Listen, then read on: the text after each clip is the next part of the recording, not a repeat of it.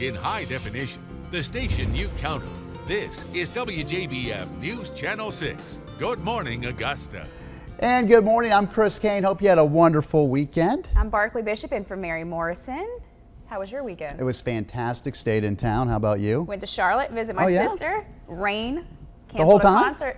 We were going to the Brad Paisley concert Friday boy. night, rain or shine, but lightning canceled it. I'm sure you made the best of it, though. I did. I tried. Excellent. Well, it's good to have you on this Monday morning, Barclay. Thanks, Chris. Well, coverage you can count on begins this morning with plans to breathe new life into the Augusta Riverwalk. In just a few hours, commissioners, the mayor, and other city leaders plan to tour the downtown park to see some of its problems firsthand. We first showed you a couple weeks ago how weeds are taking over.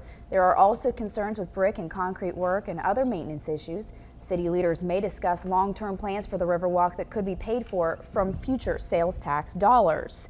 Another downtown concern is safety. That's after some recent crimes in that area. Last month, a couple was attacked and robbed on the Riverwalk after First Friday festivities.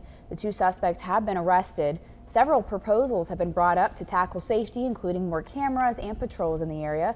We'll keep you posted on what comes out of this morning's Riverwalk walkthrough.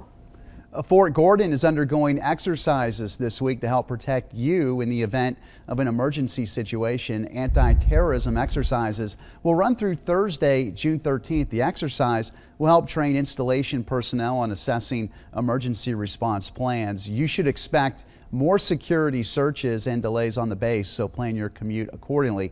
Exercise scenarios include simulations of casualty events. Gunfire will also occur at various locations, so do not be alarmed. They are just training. Now to some summer safety that you need to know about. Whether you're a new swimmer or an expert, it's important to be confident and comfortable in any body of water.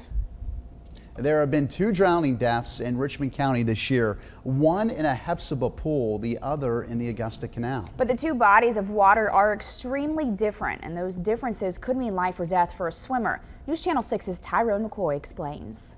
Whether you're taking a dive in a public swimming pool or a local river, spending time in the water can be fun, but not knowing the differences between the two can carry deadly consequences. The biggest difference between open water or outside lake swimming, river swimming, ocean swimming are the currents and the weather. Route says currents in open water like rivers and lakes can carry an additional wave of risks. You might have an upper layer of water that might be still, but 3 feet underwater you might have a current going. In the case of the oceans, an undertow is usually pulling you out to sea. Sometimes sweeping swimmers yards from where they started. Route says what happens next can determine whether the swimmer sinks or swims. He says if you find yourself being pulled by an undertow, don't fight and don't panic. If you are not a strong swimmer and you are not a very accomplished swimmer, fighting the undertow is just going to result in tiring you out, and a lot of times that ends up in very tragic circumstances. Route believes swimming is a skill that needs to be practiced, and while currents are not a factor in pools, Route says your skill level can play a role in your safety in the pool as well as open water.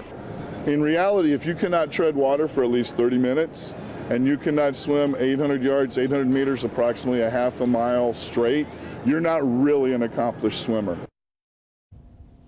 Route says swimming lessons at one of the local pools can ensure that you have the know-how to keep yourself safe and calm in either the pool or the lake. In this morning's wicked weather report, the Viper has been getting a workout this past week after some severe weather. There were several reports of trees down in Aiken on Sunday. Parts of Williston, South Carolina reported 3/4 inch sized hail. And in New Ellington, South Carolina, some folks there say they saw over 4 inches of rainfall in just a matter of hours. Meteorologist Ed Bloodsworth will have much more on your forecast in just a few minutes. But first, a Martinez neighborhood is still feeling the effects of heavy rains from last week. Several homeowners in the Barrington subdivision are having to park down the road from their homes because of a large sinkhole. The gap opened up in heavy rains last week. Despite the inconvenience of some residents having to walk to their homes, they say the situation is being handled very well. I cannot say enough. I'm going to write a letter eventually, but it's been wonderful. They have jumped in here and taken care of us.